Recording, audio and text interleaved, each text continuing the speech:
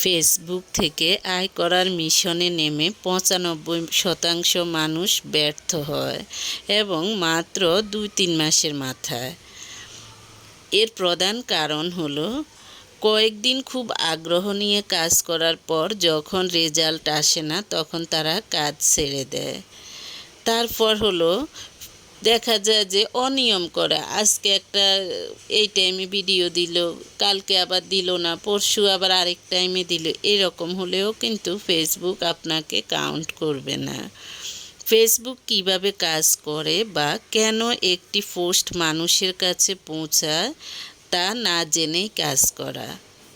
ফেসবুকের নিয়মকানুন বা কমিউনিটি স্ট্যান্ডার্ড না পড়ে কাজ শুরু করা অথবা না জেনে কাজ শুরু করা। কিভাবে কাজ করলে ফেসবুক আপনাকে ইনকাম দিবে বা টাকা দিবে সেটা আপনার বুঝতে হবে, জানতে হবে। শুধুমাত্র ভিডিও আপলোড করলেই আপনাকে টাকা দিবে না।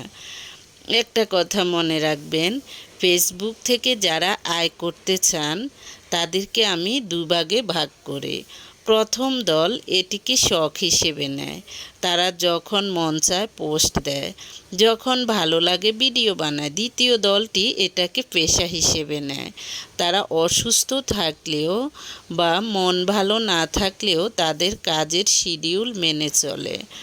যদি আপনি ফেসবুককে এটি শখ হিসেবে নেন তবে এটি আপনার পকেট থেকে শুধু টাকা এবং খরচ করাবে। কিন্তু যদি আপনি একে একটি ব্যবসা বা পেশা হিসেবে নিতে পারেন তবে এটি আপনাকে মাসে লক্ষ টাকা আয় করে দেওয়ার ক্ষমতা। জ্ঞানী ও বুদ্ধিমান মানুষের কাছে এখন ফেসবুক আর কেবল বন্ধুদের সাথে আড্ডা দেওয়ার জায়গা নয়, এটি একটি বিশাল মার্কেটিং অর্থাৎ ডিজিটাল মার্কেটিং বা অনলাইন ব্র্যান্ডিংয়ের বিশাল প্ল্যাটফর্ম। আপনারা অনেকেই হয়তো খেয়াল করেছেন যে ইদানিং নতুন আইডি খোলার সাথে সাথেই ডিজেবল হয়ে যাচ্ছে, অথবা দীর্ঘদিন চালানো পেজটি হঠাৎ করে রেস্ট্রিক্টেড বা সীমাবদ্ধ হয়ে পড়েছে।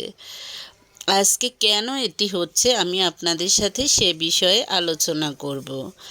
যে কোনো বাড়ি তৈরির আগে অথবা বিশাল মার্কেট তৈরির আগে যেমন ভিত্তি বা ফাউন্ডেশন মজবুত করতে হয়, তেমনি ফেসবুকে আপনি যে কোনো কাজ করার আগে আপনার ব্যক্তিগত আইডি বা প্রোফাইলটি শক্তিশালী হওয়া জরুরি।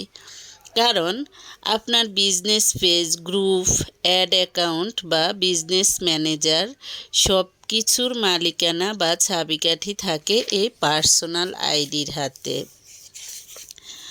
ফেসবুকে আমরা প্রায় দেখি মানুষ ছদ্মনাম ব্যবহার করতে পছন্দ করে, কিন্তু আপনি যদি এই আইডি দিয়ে কোনো সিরিয়াস কাজ বা ব্যবসা করতে চান তবে ছদ্মনাম ব্যবহার করা এখন আত্মঘাতী সিদ্ধান্তের শামিল।